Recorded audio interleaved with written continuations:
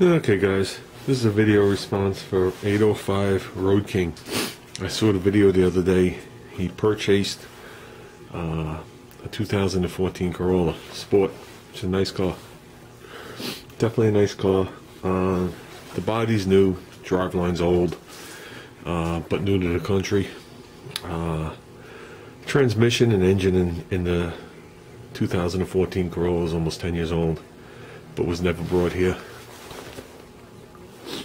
Toyota likes to test their stuff long before you buy it. That's why their dependability and reliability is so high. They're pretty conservative on a lot of things. And what I find interesting is the sport paddles. To technically shift the transmission on your steering wheel. The transmission in that car has no gears. It's a constant velocity transmission like a snowmobile.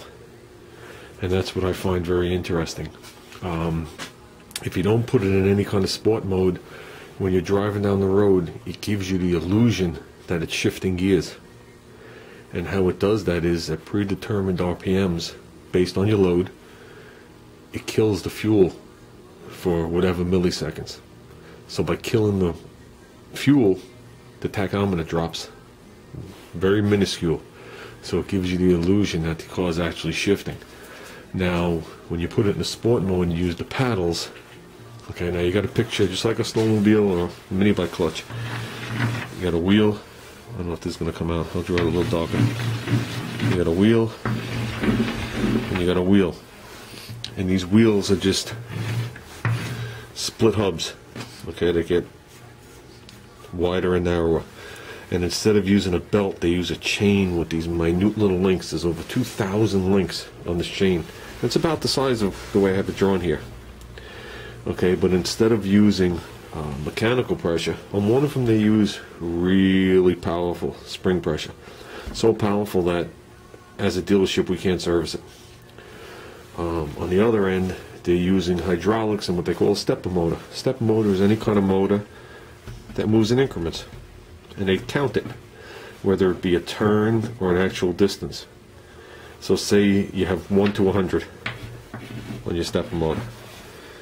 Okay, it's going to start off as 1, for example, and you're going to drive down the road, and the numbers are slowly going to get higher, and the pulley's slowly going to join in. This pulley's slowly going to widen, and your gear ratio is going to change. When you put it in sport mode, for how many gears that they say you have, we'll just say it's 4. Each one of those has a number, a given number. So just say one has number 20 and the other one has 30 and then 40 or whatever it is. So every time you hit that paddle, the motor shoots to that number. And so instead of this thing moving slowly, it goes right to a predetermined number. And when it does that, it gives the illusion that you just shifted it, which technically you did, but you didn't in the way you think you did. So instead of it slowly building up to that number, you're just skipping it. And that's how it does it. Pretty interesting. They claim 200,000 miles on that unit and there's no visible wear.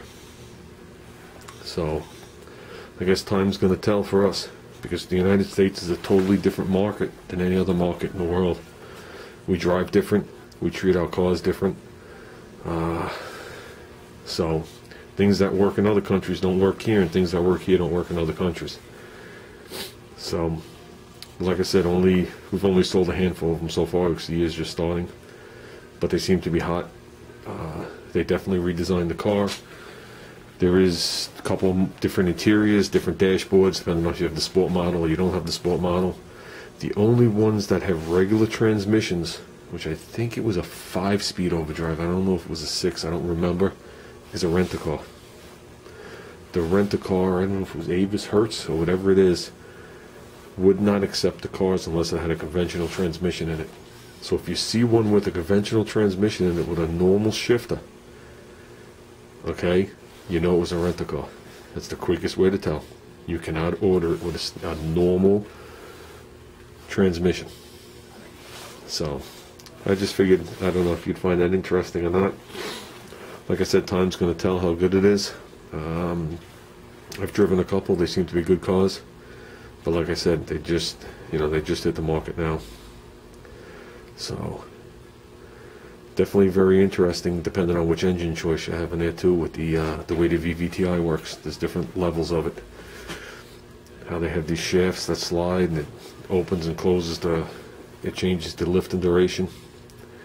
That's a video in itself. I'll take the books out for that one, because I'll never be able to explain it without showing it.